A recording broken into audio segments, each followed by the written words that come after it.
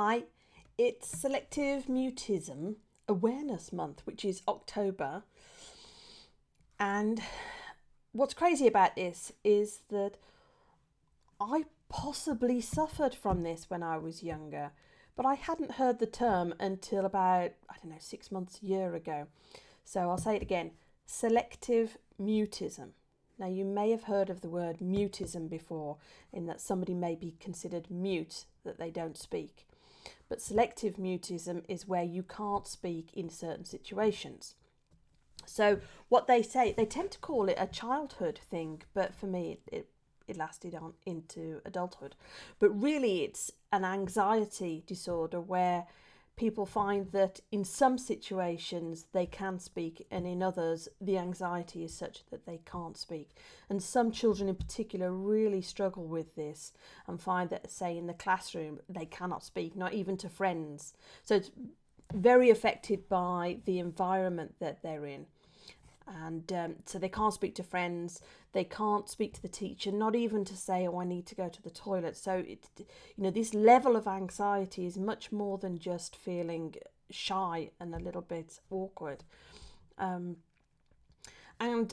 this month that the people that are involved with selective mutism are trying to promote awareness of it so that we can have some understanding of children in particular that are struggling with this, that may be perfectly chatty with their family and where areas where they feel safe, but in the classroom they're not. And if you're wondering, as I said, there's lots of organisations if you'd like to know more about selective mutism. But I just wanted to say quickly about what my experience was. When I was younger, everybody just said that I was shy. So, and also I had this weird paradox thing of being told off for talking too much and then being in other situations and finding that I could not speak at all. And what's really hard to explain is that people used to say to me, oh, just speak. There was nothing even in my brain. I've just been writing about mind blocks and your mind freezing. This was absolutely my experience, certainly when I was younger. And certainly in the worst case situations, that the anxiety was so strong that I definitely couldn't speak. And people now see me on video and speaking and say, oh, you couldn't possibly have had that problem, or you couldn't feel that way inside. We don't know how people are feeling inside. I've spent my whole life learning about speaking and trying to be a better speaker because I felt it was holding me back. And again, I thought I was just shy and that I needed to get over it. But I know that people were saying to me, just do it. And that, as a first step for me, was too high. I needed to break it down. And, what I did was avoid it for as long as I could, that I did what I call a workaround. So I got more qualifications and I just tried to work hard. And little by little I was improving in the speaking, but it wasn't until I stopped and said, okay, let me do some step ones that I feel are possible for me in terms of becoming a better speaker.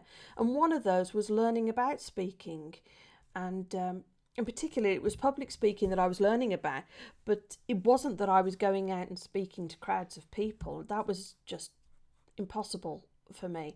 But to stop and in a fairly safe environment be given feedback about what I was doing okay and maybe an idea on how to improve. So, for example, they would say to me things like, you're very clear, I can understand you, your volume seems to be okay. I was doing a lot of ums and ahs and throwing my hair and doing all the things that you do when you're nervous. So that was one of the things that was saying, to try and break those habits in the early days, but to keep the fact that I could be understood. And that gave me some reassurance that I was okay, and also I believed that there was a path for learning. And I think that is really important, is that you can see that there's a path that could possibly work for you. because the whole just do it thing wasn't working. So that sort of pushed me out of the game, and there was no way that I was going to be able to do it. So, selective mutism, I think the area and the study and the people they're discovering about anxiety and speaking in this topic are really useful for other people that maybe don't see themselves being, having that diagnosis of selective mutism. I think there's lots of lessons that we can learn there, particularly about breaking down speaking into smaller bite-sized pieces. And I feel that really excited about it. I want to learn more about it, and I'm definitely going to be sharing those lessons with people who are native speakers, dyslexic, dyspraxic, Asperger's, or even just those who consider shy, and the non-native English speakers who feel some anxiety in particular situations. I think there's lots to sort of share around and to keep learning. But I wanted you to be aware of the term, yes, should you meet somebody, but also maybe there's somebody that would benefit from knowing that there are other people out there that have problems with the speaking, particularly in certain environments, and to know that it's got a name, and there are plenty of us out there who can relate to that. And even if you look at us and think, oh, that's easy for them, you don't know what's going on in their internal world and what they're saying inside their head to each other. So there is a community of us. You're not alone, and there's help and there's learning, and there's a way to get even better as a speaker and to get yourself out there. So pass the word on about Selective Mutism Awareness Month. Take care. Bye.